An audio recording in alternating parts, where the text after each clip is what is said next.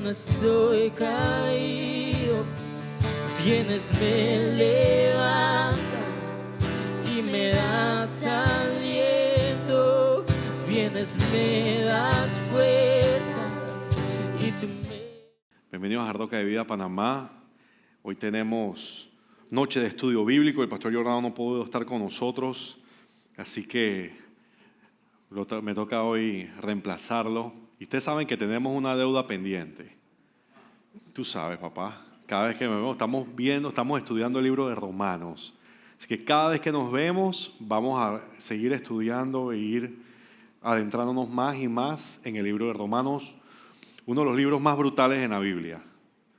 Es como el libro o sea, el apóstol Pablo, cuando escribió ese libro, o sea, ahí está casi toda la información que uno necesita, si no es que todo. Eso es como que el libro habla de todo y comprende los fundamentos más específicos e importantes de nuestra fe.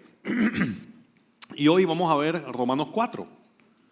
Romanos 4, que habla de la justificación por la fe y no por las obras. Ustedes saben que últimamente hemos estado hablando mucho de este tema, de el ser y no tanto hacer, de que no importa cuánto sirvas, si tu fe no está en el lugar correcto. El lunes estábamos en la clase de misión en la escuela ministerial y estábamos hablando de la trampa de las obras, ¿verdad? Una trampa en la que muchas veces los creyentes caen, que es de pensar que la aceptación que ellos reciben, la reciben por cuánto hacen para Dios. Y no nos damos cuenta que al Señor no le importa qué tanto hacemos, sino realmente quiénes somos en Él.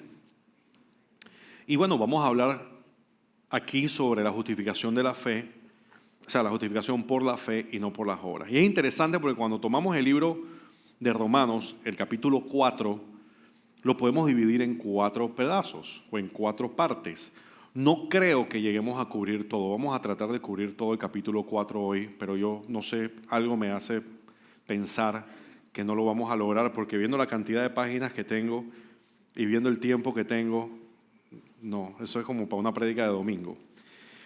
Pero si lo dividimos en 4, podemos ver, la primera es eso, la justificación por la fe y no por obras de Abraham, específicamente. El apóstol Pablo, siendo judío y hablándole a los judíos que estaban en Roma y a toda la iglesia en general, esta carta, este capítulo va dirigido principalmente a los judíos que pensaban que solo ellos eran el pueblo escogido, que solo ellos eran dignos de recibir la salvación. Porque recordemos que los judíos, si hay alguien que está fundamentado y basa su creencia en obras y en ley y en cumplir, son los judíos. Así que aquí el apóstol Pablo quería sacarlos de esa modalidad en la que ellos se encontraban, o esa religiosidad en la que ellos estaban. Y obviamente quería utilizar como ejemplo al que ellos llaman su padre, el padre Abraham. Entonces, ¿qué mejor ejemplo para los judíos para poder ilustrar de que la salvación se alcanza por fe y no por obras, que utilizando al propio padre de la fe, o al que ellos dicen nuestro padre Abraham? La segunda parte de este capítulo describe y observa cuándo y por qué Abraham fue justificado. La tercera parte nos comenta y elogia la fe, esa fe que tenía Abraham.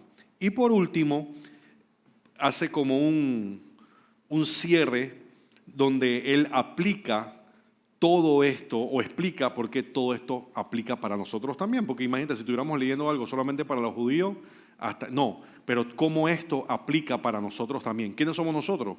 Los gentiles, los que no somos judíos de nacimiento, pero que somos judíos por adopción, por la fe.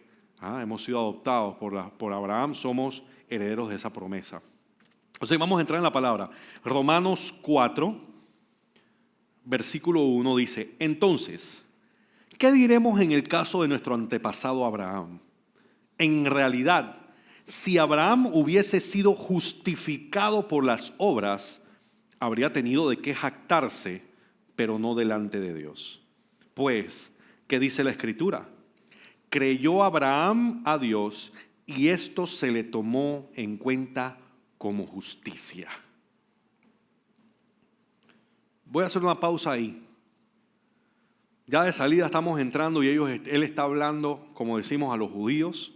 Y está diciendo, ¿qué diremos en el caso de nuestro antepasado Abraham, verdad? Dice, si Abraham hubiese sido justificado por las obras. O sea que de salida le está dejando claro y conciso que no fue justificado por las obras. Y que si se hubiese justificado por las obras, habría tenido de qué jactarse. Claro, porque si tú pudieses conseguir tu salvación, por las obras o por tus buenas acciones, pues obviamente tú tuvieses en teoría derecho a jactarte o decir, es que yo soy salvo porque hice esto, porque hice lo otro, pero sabemos que nadie puede jactarse por su salvación. Nuestra salvación ha sido por gracia, no por el que tanto hagamos, ni que tanto cumplimos la ley, ni mucho menos. Es más, nos pudiésemos jactar ante los hombres. Pablo se jactaba humildemente. No hay nadie que hable más lenguas que yo, decía. Yo hablo más lenguas que todos ustedes. Yo todo lo tomo por basura. O sea, él era una forma de jactarse de su relación o su posición que él tenía con el Señor. Mas ninguno de nosotros podemos jactarnos ante Dios. Nadie de nosotros puede decir al Señor, no, es que yo fui salvo porque yo me la gané, porque yo lo hice, porque yo hice mi esfuerzo, porque yo trabajé por esto. Ninguno de nosotros podemos hacerlo. Somos salvos por su gracia. La Biblia dice en 1 Corintios 1:31, dice, para que como está escrito, si alguien ha de gloriarse, que se gloríe en el Señor. ¿Qué significa esto? Esto significa que la única forma que nosotros tenemos de gloriarnos es en Cristo, es en las cosas que Dios ha hecho por nosotros. Nadie puede venir a gloriar, no, es que yo soy el hombre más ungido, yo soy... Señor, gracias, mira, Dios me salvó, Dios me rescató, Dios lavó mi pecado, Dios me ha hecho hombre nuevo, Dios restauró mi matrimonio, Dios restauró mi familia, Dios me libertó de la adicción, Dios me sacó de la ruina, Dios me quitó. Esas son las jactancias que nosotros podemos hacer en el Señor. ¿Me explico? Por eso dice la Biblia, si alguien quiere gloriarse, si alguien quiere jactarse, jáctate pero en Cristo, de lo que Cristo ha hecho por ti, de lo que en tu relación el Señor ha hecho por ti.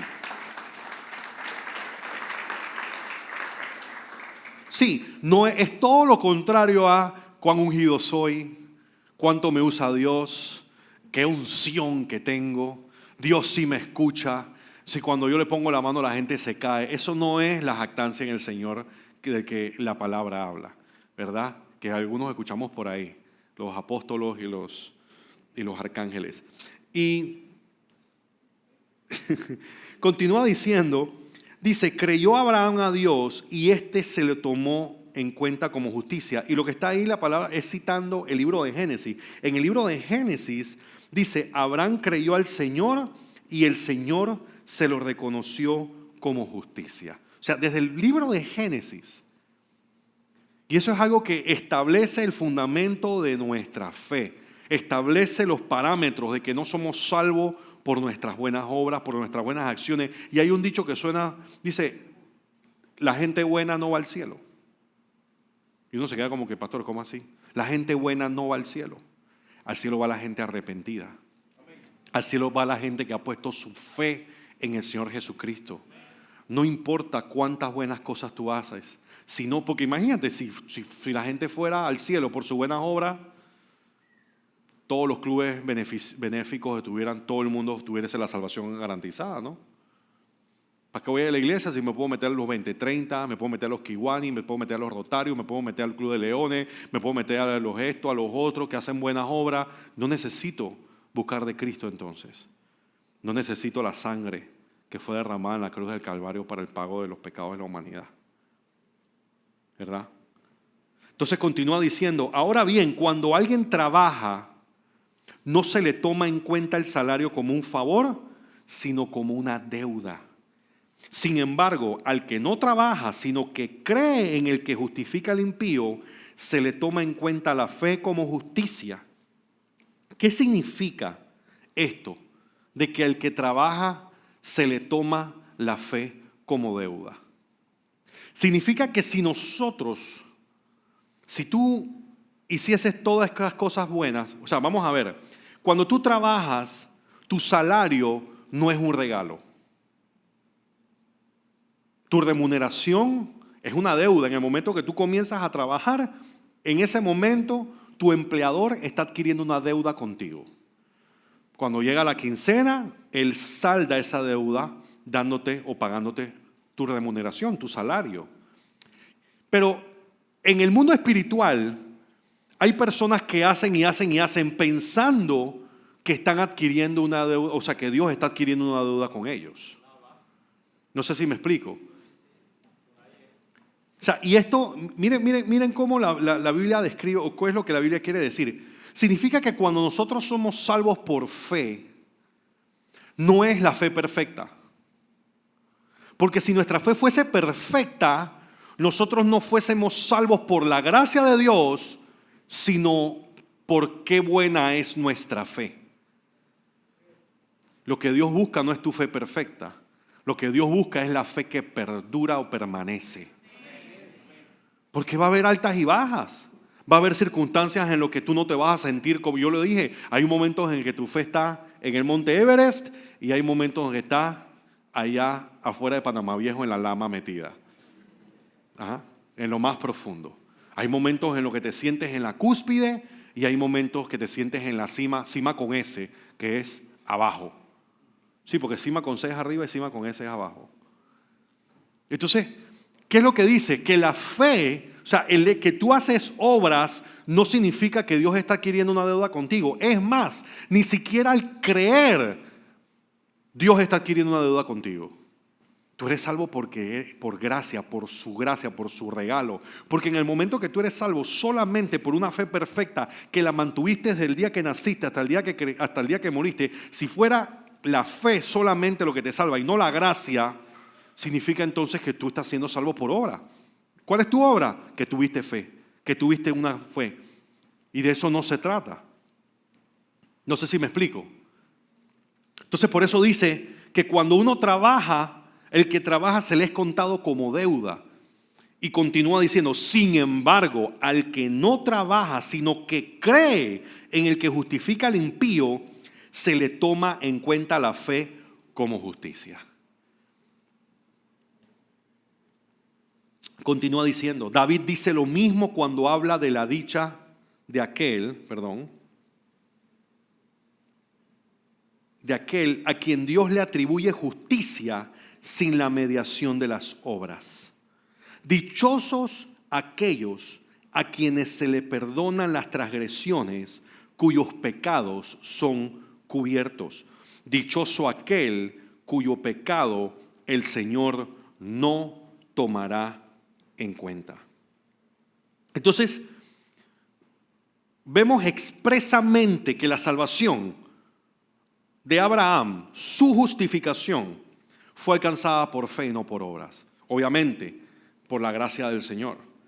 ¿Qué dice la palabra sobre esto? Y esa es la pregunta que siempre tenemos que hacernos. ¿Qué dice la palabra sobre esto? Cuando nosotros tenemos una pregunta, ¿qué dice la Biblia sobre esto? ¿Qué dice la palabra de esto? No qué dice este gran hombre de Dios o qué dice este otro gran hombre de Dios, porque a veces buscamos respuestas en la prédica de uno, la prédica del otro, un estudio por aquí, un estudio por allá y dejamos por fuera la Biblia. Y a veces la gente no es infalible, a veces la gente se equivoca. Entonces por eso siempre tenemos que buscar lo que dice la Biblia. Porque, como les dije, la fe que busca el Señor ni siquiera es una fe perfecta, es una fe que prevalece. Porque si fuese una fe perfecta, entonces significa, si Dios buscase la fe perfecta, que fuésemos salvos por la obra de la fe y no por la gracia, que es un regalo que Dios nos da. Entonces aquí tenemos que ver cuál es la naturaleza de ese perdón. Porque la naturaleza del perdón es la remisión de una deuda o de un delito.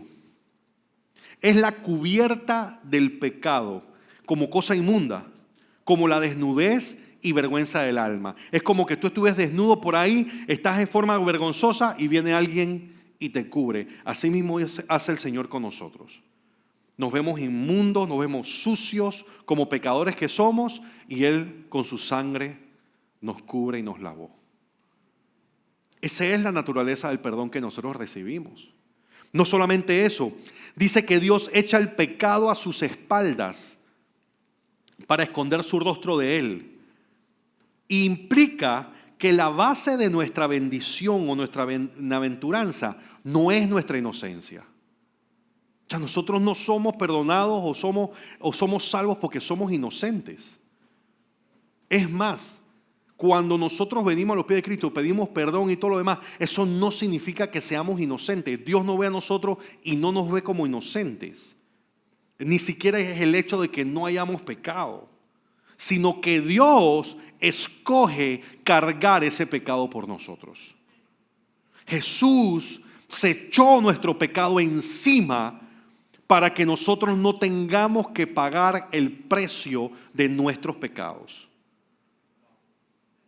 Imagínate, no es que somos inocentes, sino que Cristo se echó nuestro pecado encima y con su sangre pagó los delitos, las transgresiones y los pecados por los cuales nosotros teníamos que pagar.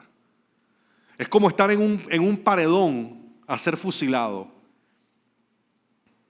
O sea, no es que el que tiene el rifle se quedó sin balas. No es que el que tiene el rifle decidió no disparar. No es que el que tiene el arma se dio la vuelta y se arrepintió. No, el gatillo fue jalado, pero otra persona se paró enfrente y recibió la bala por nosotros. O sea, es otro concepto a lo que las personas nos meten. No, es que yo pedí perdón y yo soy, no eres inocente. Tú te arrepentiste y Cristo tomó el pecado y se lo echó encima. Cristo pagó el precio por nosotros. Por eso es que es tan importante entender quién es Cristo. El sacrificio que hizo por nosotros. Porque muchas personas no entienden que Él pagó el precio de nuestros pecados y de nuestras iniquidades. No fue que los pecados fueron borrados. No fue que nuestra culpa desapareció. No fue que, fue que otra persona tomó nuestro lugar y pagó por nosotros. ¿No estaríamos agradecidos por alguien así?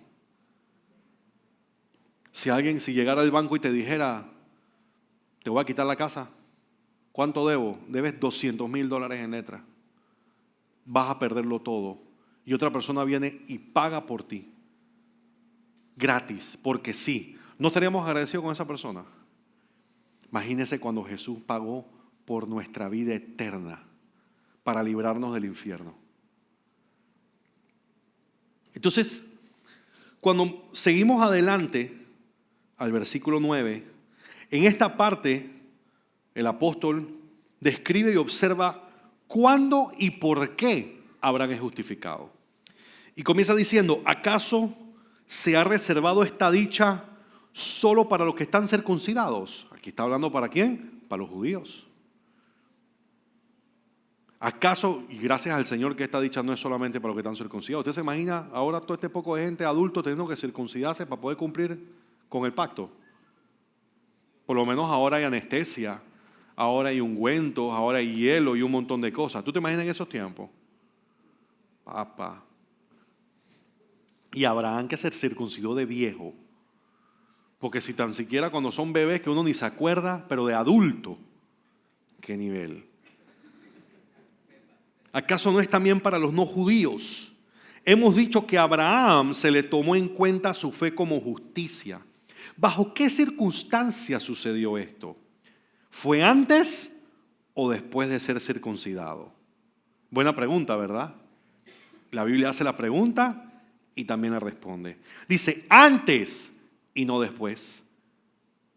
Es más, cuando todavía no estaba circuncidado.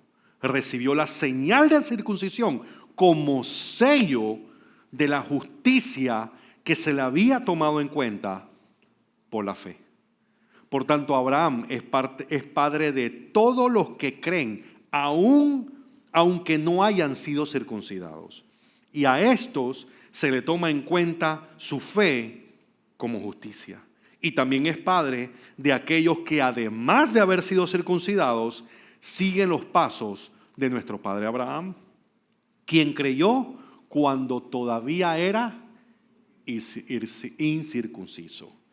Quien en efecto no fue mediante la ley como Abraham y su descendencia recibieron la promesa de que él sería heredero del mundo, sino mediante la fe, la cual se tomó en cuenta como justicia. Ya el Señor había establecido,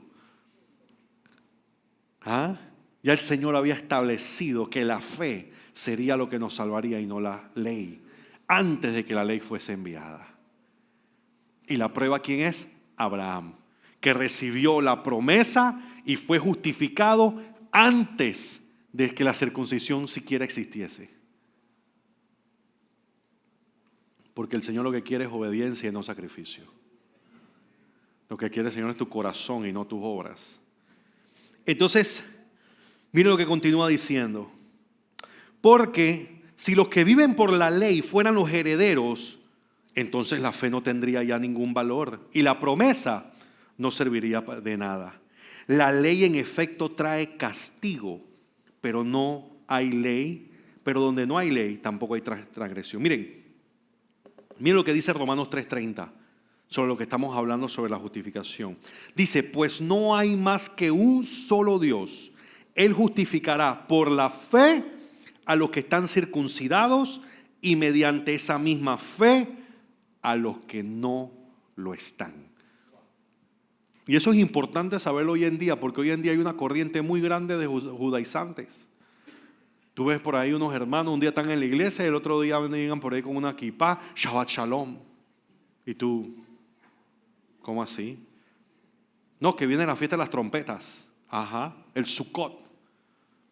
¿Qué estás hablando? No, que voy a guardar Shabbat y estoy prendiendo la menora. Y andan por ahí con una kipá y tú, ¿y este ahora de dónde salió? No, es que ahora yo soy judío mesiánico. Pero si tu apellido es Ramírez, Vergara, ¿cómo que judío mesiánico? ¿De qué tú estás hablando, brother? Ahora tú eres de la tribu perdida.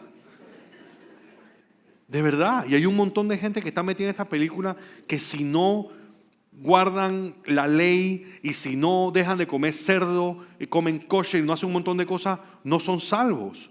Y la Biblia habla muy clara sobre eso.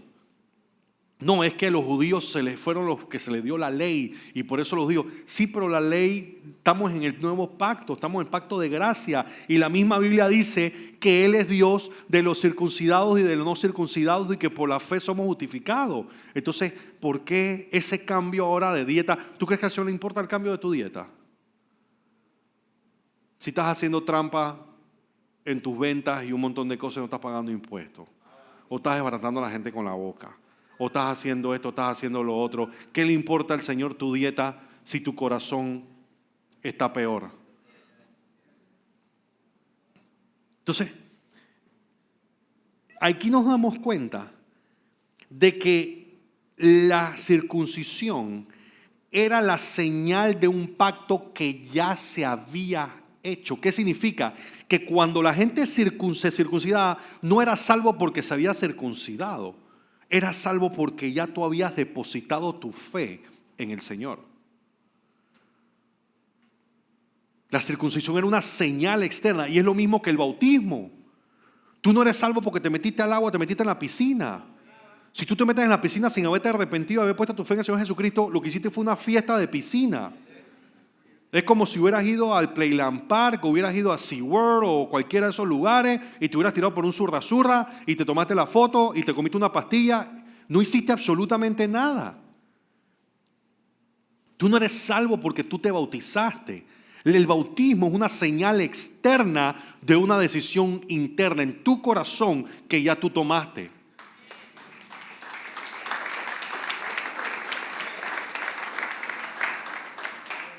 Pastor, es que yo me bauticé en 1996. ¿Y qué hiciste desde ese día hasta ahora? ¿Cómo viviste tu vida? ¿Realmente tuviste temor de Dios? Y no estamos diciendo que fuiste impoluto porque todos pecamos. Pero en tu conciencia, en tu corazón estaba de que tú eres un hijo de Dios y que tú te habías arrepentido y que querías seguir a Jesucristo, o tú te metiste al agua como quien va a la bruja para que le tiren las barajas. O quien va al santero para que te haga un baño y te espante los malos espíritus. Sí, porque el bautismo por sí solo no salva. Lo que salva es tu arrepentimiento. Y yo lo he dicho, imagínense los ladrones que estaban crucificados con el Señor Jesús. Ese hombre estaba ahí crucificado y en ese momento él dice: Señor, acuérdate de mí cuando estás en el reino. Ahora mismo vas a estar conmigo. Ese hombre ni se bautizó, ni hizo absolutamente nada. Simplemente puso su confianza en Dios. Puso su fe en el Señor Jesucristo y en lo que Él estaba haciendo. Y fue salvo. Y por eso yo le digo a la gente que se está bautizando: gloria al Señor que finalmente han decidido bautizarse y han decidido hacer una señal externa a lo que han creído. Porque si tuviésemos en el Antiguo Testamento, circuncisión con todos ustedes. Si te cuesta meterte en una piscina, imagínate cuánto te costaría que te corten un pedazo de pellejo del cuerpo. Imagínense si Dios es misericordioso y nos ama, que hasta eso lo cambió. Wow, ¿verdad? Génesis 17:11 dice: circuncidarán la carne de su prepucio y esta será la señal del pacto entre nosotros. O sea, esta es la señal de que el pacto ya se hizo. Es como cuando tú haces una negociación, tú haces un tratado y después de hacer el tratado viene la firma, pero tú no firmas antes de hacer el acuerdo. Por eso, el bautismo es una señal externa. Tú tienes que haberte arrepentido primero. Tú tienes que haber decidido cambiar tu corazón. Tú tienes que haber decidido cambiar tu vida. Es más, me llama la atención Lucas 19:9. En Lucas 19:9, el Señor dice: hoy ha llegado la salvación a esta casa, le dijo Jesús, ya que este también es hijo de Abraham. ¿De quién estaba hablando el Señor Jesús? De Zaqueo. Hoy ha llegado la salvación a esta casa porque este también es hijo de Abraham. Zaqueo era judío. ¿Y por qué hasta ese momento había llegado la salvación a su casa si Zaqueo estaba circuncidado como judío? Ya Zaqueo estaba circuncidado como todo buen judío. A todos los judíos, después de unos días de nacerlo, le hacen el brit, lo circuncidan. Sin embargo, de adulto, Jesús llega a su casa, les predica y les dice: ahora ha llegado la salvación a su casa. O sea que el hecho que tú seas judío, que estés circuncidado, que obedezcas la ley, eso no te hace salvo. A mí me llama mucho la atención eso. Porque está llegando, yo vi Zaqueo, pero Zaqueo era un recolector de impuestos, pero era judío. ¿Y cómo es que ahora ves que fue salvo? Si él obedecía todo lo de la ley, como buen judío que era. Entonces olvídate, ni la circuncisión, ni tus obras, ni que comas Shabbat, ni que guardes Shabbat, ni que comes kosher, nada de eso te hace salvo. Somos salvos por gracia, por la misericordia del Señor cuando ponemos nuestra fe en Jesús. ¿Ah? Entonces continúa diciendo: la ley en efecto trae castigo, pero donde no hay ley tampoco hay transgresión. Por eso la promesa viene por la fe, a fin de que por la gracia quede garantizada para toda la descendencia de Abraham. Esta promesa no es solo para los que son de la ley, sino para que los que también son de la fe de Abraham. Y cuando hablan de la fe de Abraham, no significa la religión que Abraham practicaba. En ese tiempo no existía el judaísmo. Abraham era pagano. Abraham había salido de Ur de los Caldeos, uno de los lugares más paganos que existía, por Irak, por allá. Pero allá, siendo pagano, adorando imágenes, el Señor le habló: Abraham, sal de tu tierra y sal de tu parentela a un lugar que yo te mostraré. ¿Y qué hizo Abraham? Bueno, señores, gracias por participar. Recojo mis cosas y nos vamos. O sea que tú no necesariamente tienes que estar bien metido con Dios para que Dios te hable. Seguramente Dios te ha hablado toda tu vida antes que te convirtieras y no le hacías caso. Abraham era pagano. Fulano, sal de ahí. Deja todo eso, haz las cosas bien, sígueme, búscame. ¿Y ahora? ¿Qué nivel? Continúa diciendo: Sino que mediante la fe él tomó en cuenta como justicia, porque si los que viven por la ley fueran los herederos, entonces la fe, te he confirmado como, dice, esta promesa no solo son la ley, sino para los que también son de la fe de Abraham, o sea, que para aquellos que tienen su fe como Abraham, que han creído en el Señor, quien es el Padre que tenemos en común delante de Dios, tal como está escrito. ¿Tú te imaginas Pablo escribiéndole a los judíos eso? Diciendo, tenemos ese Padre en común, los judíos rasgándose las vestiduras, diciendo que solamente ellos son salvos porque ellos son los únicos que observan la ley, que Abraham es su padre, y él diciendo, no, si todos tenemos ese Padre en común, ustedes y los no circuncidados, así que dejen de estar mirando a los gentiles con ese ojo de desprecio, porque ellos también son hijos de Abraham.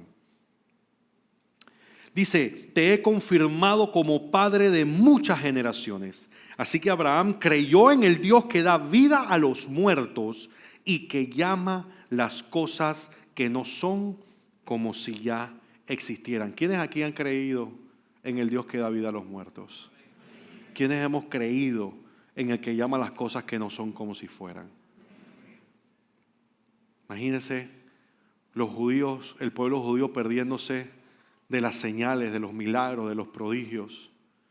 Y nosotros que en teoría llegamos de últimos a la fiesta y vivimos en la plenitud de Cristo. Tenemos el gozo, la paz que sobrepasa todo entendimiento, el gozo del Señor. Vemos milagros, vemos sanidades, vemos cosas que ellos piensan, ellos ni siquiera les pasa por la cabeza. Y nosotros hemos vivido y podemos vivir por la gracia de nuestro Señor en esa plenitud, sin tener que dejar de comer puerco, sin dejar de tener que comer marisco, sin tener que hacer esto, sin tener que hacer lo otro, sin tener que cumplir la ley. Solo por la gracia y la misericordia de Dios. Entonces, en la tercera parte, el autor, el apóstol, comenta y elogia esta fe que tenía Abraham, por supuesto. Dice, delante de Dios como tal como está escrito, te he confirmado como padre de muchas naciones. Así que Abraham creyó en el Dios que da vida a los muertos, nuevamente, y que llama las cosas que no son como si ya existieran. Y contra toda esperanza, Abraham creyó y esperó. Y de ese modo llegó a ser padre de muchas naciones, tal como se lo había dicho. Así de numerosa será tu descendencia. Su fe no se debilitó, aunque reconocía que su cuerpo estaba como muerto. Pues ya tenía unos 100 años, imagínate. 100 años ya tenía. Y que también estaba muerta la matriz de Sara. Y el Señor le prometió un hijo. Y aquí hay gente que el Señor te dice, no te preocupes, yo te voy a bendecir. La gente dice, ¿cómo? No se puede, yo no puedo hacer esto, yo no puedo hacer lo otro. Abraham tenía 100 años. Sara ya no menstruaba y salió embarazada. Nuestro Dios es el especialista de los milagros. Si tú no necesitas un milagro, tú no necesitas a nuestro Dios. Por eso el Señor es especialista en milagros, para que nosotros entendamos que es Él.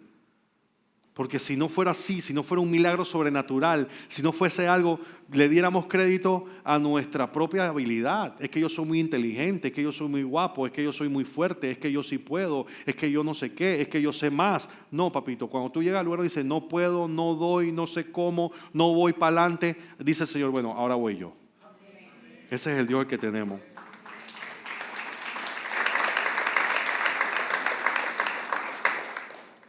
Dice, ante la promesa de Dios no dudó como un incrédulo, sino que se reafirmó en su fe y dio gloria a Dios. Miren, y es interesante lo que dice, porque uno dirá, no, es que yo jamás voy a tener la fe de Abraham.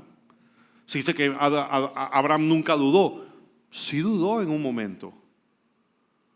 Cuando le dan la noticia, él dice, pero ¿cómo yo voy a hacer eso si ya yo estoy viejo y mi mujer está ya de edad adulta también? Sin embargo, la Biblia dice que no dudó, porque volvemos a lo mismo. Dios no está buscando la fe perfecta. Dios está buscando la fe que prevalece, la fe que está por encima de la incredulidad. Que aunque en algún momento tu fe haya flaqueado, no hayas creído en algo, pero inmediatamente tú mismo dices, no, papá, yo no puedo caer en esto, yo no puedo caer en este error, yo no puedo quedarme aquí, yo tengo que levantarme, yo tengo que creer, yo sé al Dios que yo le sirvo. Y busca la palabra y busca a tu hermano que ora por ti. Y tú, Señor, tú lo hiciste antes y tú lo vas a... ¿Y qué haces? esa fe que estaba en el piso, tú vuelves y la pones por encima de tu incredulidad. Esa es la fe que Dios honra, porque Dios entiende tu imperfección. Dios sabe que nosotros a veces vamos a dudar, sabe que vamos a flaquear, sabe que vamos a cometer errores, pero la pregunta es, ¿qué vas a hacer cuando estás en ese lugar? ¿Te vas a quedar en el hueco o vas a pelear para que tu fe se fortalezca y creerle al Dios Todopoderoso, al Creador de los cielos y la tierra, el que no miente ni se arrepiente?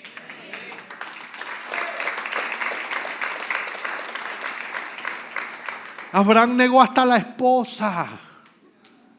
Abraham negó a la mujer 2 veces, no una. Tú haces eso una vez y te cortan la cabeza, David. Ese hombre llegó donde el faraón y el faraón ya está. Mi hermana, esta es mi hermana. Mi hermana. Porque él dice, está muy bonita y me van a matar para quitármela. Así que esa es mi hermana. Imagínense, y el Señor se le presenta al faraón y dice, no se te ocurra tocar a esa mujer. El faraón, ¿tú qué has hecho? ¿Qué te hice yo para que me hagas este mal? Vengo yo y toma tu mujer. No, es más, vete y coge ganado, y coge cosas, y coge plata. Vete de aquí, yo no te quiero, tú eres un dolor de cabeza. Abraham, el padre de la fe. Vas a tener un hijo. Ahora, yo de viejo, no sé qué, y Sara muerta la risa allá en la tienda. ¿Por qué te estás riendo? Yo no me reí. Sí te reíste. Encima pegándole mentira a los ángeles al Señor. ¿Ah? Vas a tener hijos, cuá, ella muerta la risa allá adentro. ¿Te estás riendo? Yo no me reí. Sí te reíste. O sea que el Señor sabe que nuestra fe no es perfecta. Él sabe que va a haber un momento en que vas a dudar o tu fe va a flaquear. Pero de nosotros depende no quedarnos ahí. Pedro, yo no oro porque no caigas, sino porque tu fe no caiga. 7 veces caerá el justo, 7 veces el Señor lo levantará. O sea, el asunto no es que en un momento de duda, ¿qué hace? Estás en pecado, estás deshonrando a Dios. Sin fe es imposible agradar a Dios. Está bien, pero tú también en un momento estuviste ahí. Y Dios sabe que va a haber situaciones en las que va a pasar. El asunto es, sin fe es imposible agradar a Dios, y cuando no tienes fe, nunca, jamás, y ya tú te metiste en la mente que no vas a tener esa fe. Pero porque tuviste 5 minutos dudando, dudaste un día o dudaste una semana, pero te volviste a levantar. El Señor es fiel. El Señor te conoce, el Señor conoce tu corazón, el Señor entiende. Por eso los hermanos en Cristo tienen que estar, no que no sé, que en vez de caerle encima a la gente, ¿cómo se te ocurre? No diga que no tienes fe. No, eso no se puede hacer. Ora por tu hermano. Hermano, ¿cómo no tienes? Yo entiendo que en este momento tu fe está flaqueando, pero vamos a orar. Vamos a orar. Y vamos a acordarnos, así como la palabra dice, alma mía, alaba a Jehová y no te olvides de ninguno de sus beneficios. Vamos a adorar al Señor y vamos a acordarnos de todas las cosas buenas que Dios ha hecho por ti y por mí. Y tú vas a ver cómo tu fe va a estar en el lugar correcto.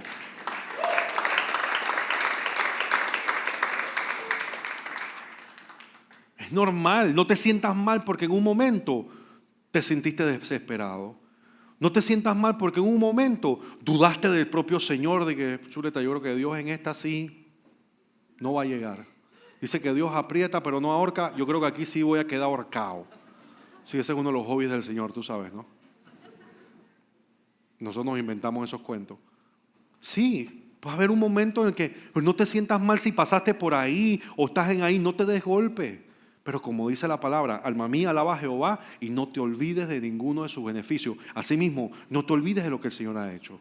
No te olvides de todas las veces que el Señor ha movido su mano y tú sabes que ese fue Dios el que te sacó de ese hueco.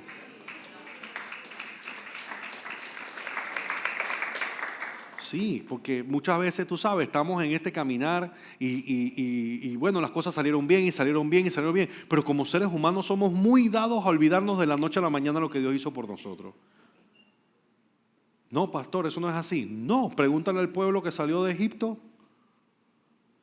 No estamos muriendo de hambre. ¿Para qué nos sacaron acá ahora para matarnos de hambre? Moisés, tú eres un desgraciado. Mira lo que estás haciendo. Oye, pero ven acá, tú no viste que el Señor abrió el mar rojo. No viste todas las señales. No viste todas las plagas que envió para libertarnos. ¿Tú crees que Dios te trajo aquí al desierto para matarte de hambre? El Señor no te sacó al desierto para que te mueras de hambre. El Señor te sacó al desierto para que lo veas cómo sobrenaturalmente te va a proveer.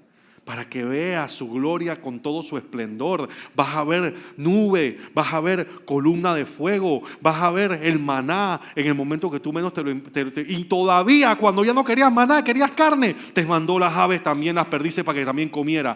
Agua, ahí está el agua de la piedra. ¿Qué más quieres?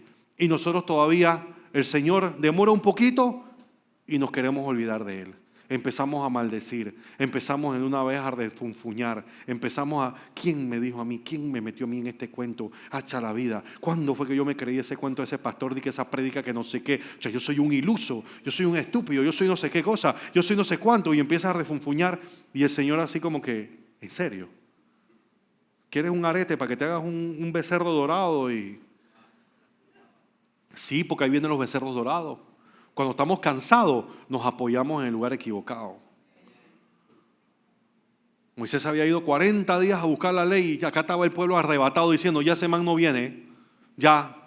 Entonces no sabemos, imagínate lo que decían, no sabemos qué le pasó. ¿Cómo que no sabemos qué le pasó? Si ustedes saben que él fue allá arriba. No sabemos qué le pasó. Aarón, haznos un Dios, haznos un ídolo que nos guíe y que nos lleve, que vaya delante de nosotros. Y Aarón, ¿qué dijo? En vez de decirle, hey, ¿qué les pasa? ¿Cómo se les ocurre? Arrepiéntanse, busquen del Señor. Ya viene Moisés, tráigame todos los aretes y tráigame todas las prendas y tráigame todo. Por eso que el Señor no mandó a Aarón, sino que mandó a Moisés, porque el Señor conocía el corazón de los dos. Y hay lugares donde Dios te está mandando a ir a ti y tú quieres ir acompañado y esa persona no es la correcta para que vaya contigo a ese lugar. Anyway, entonces,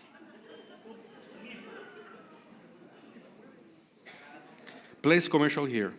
Entonces, ¿verdad? Dice, ante la promesa de Dios no dudó como un incrédulo, sino que reafirmó su fe y dio gloria a Dios, plenamente convencido de que Dios tenía poder para cumplir lo que había prometido. Por eso se le tomó en cuenta su fe como justicia. Mira, aquí hay una parte que a mí me encanta, tengo que buscarla, donde habla que Abraham, cuando el Señor le pide a su hijo, dice que la fe de Abraham era tal que dice que literalmente en su fe era tal que esa fe resucitó a su hijo. O sea que él estaba tan confiado en el Señor, su fe era tal que dice que aunque él llegara a matar a Isaac y sacrificarse al Señor, él estaba convencido en su corazón que el Señor se lo iba a regresar. Imagínate, esa era la fe de Abraham. La fe de Abraham era tal que cuando iba a entregar a su hijo, él había visto la fidelidad y el poder de Dios y su confianza era tan plena en el Señor que en su corazón él estaba claro y conciso que si él llegaba a sacrificar a Abraham, a Isaac, el Señor lo iba a resucitar y mismo se lo iba a devolver. Y el Señor ni siquiera dejó que se lo entregara. Ya conozco tu corazón, le dijo. Ya conozco tu corazón. Hay cosas que Dios te va a pedir. Hay cosas que el Señor te va a pedir. Pon tu corazón. ¿Dónde tiene que estar tu fe? Señor, si tú lo quieres, yo sé que tú me lo vas a regresar mejor todavía. Señor, yo sé que tú me lo vas a regresar igual o mejor. Pero ahí está, coge, eso es tuyo. Porque imagínense, 25 años esperando la promesa. Como dijo el pastor Jordan el otro día, dice que Isaac podía tener como 30 años y otro que dice que tenía 17. La cuestión es que él ya podía cargar su propia madera para el sacrificio. Si tú tienes un perrito y lo tienes 5 años y eso es un dolor y una cosa, si el perro se pierde. Imagínate un hijo que esperaste 25 años para tenerlo y ya tiene más de 16, 17 años contigo y que el Señor viene y te dice, entrégamelo. Nosotros decimos, ay, Abraham tenía la fe donde debía estar puesta. Porque como dijo el pastor, yo no sé, me piden a mí, el Señor tiene que trabajar duro en mi corazón. Porque yo puedo decir que yo tengo una fe inquebrantable, pero cuando llega el momento de la prueba, uno se queda como que, Señor, si eres tú, moja esto.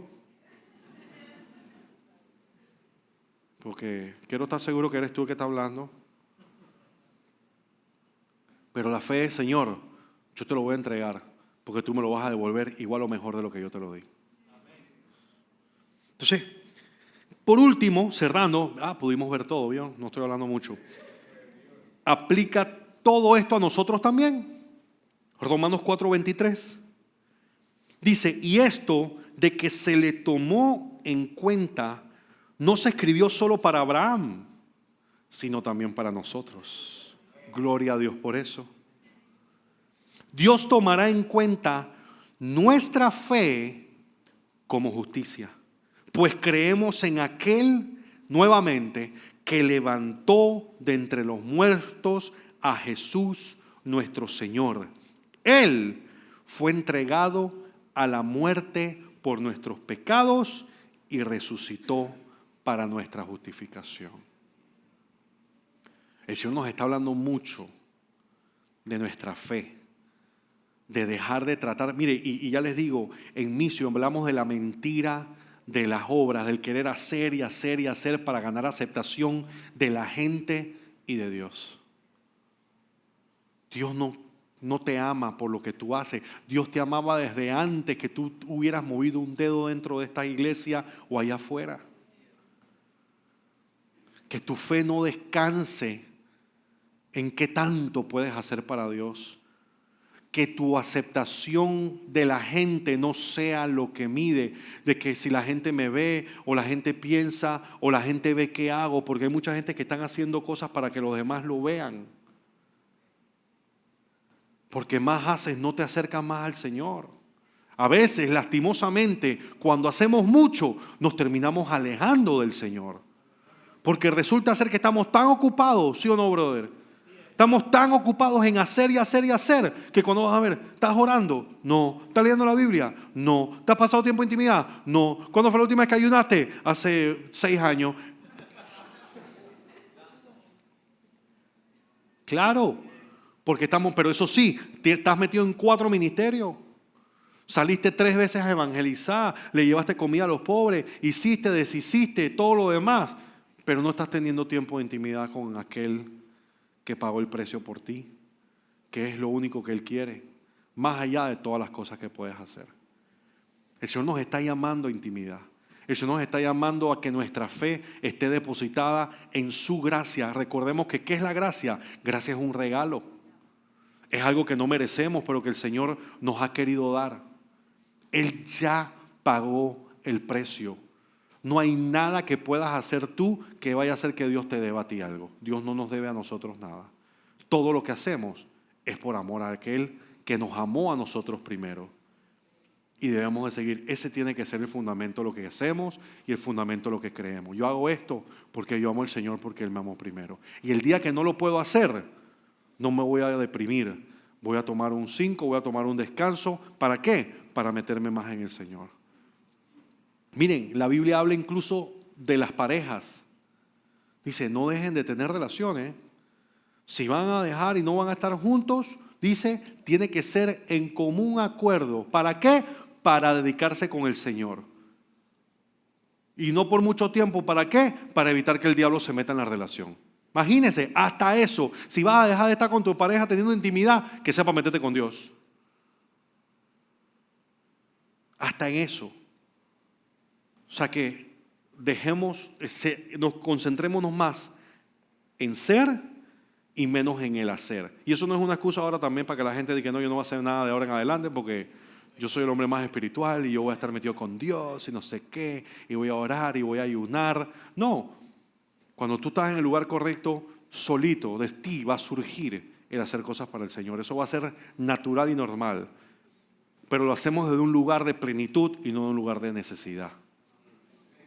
Lo hacemos en un lugar donde estamos gozosos en la presencia de Dios y no en un lugar de escasez. Voy a hacer esto para que Dios me perdone o para que me bendiga más rápido. No funciona así. Amén. Vamos a ponernos de pie, vamos a orar.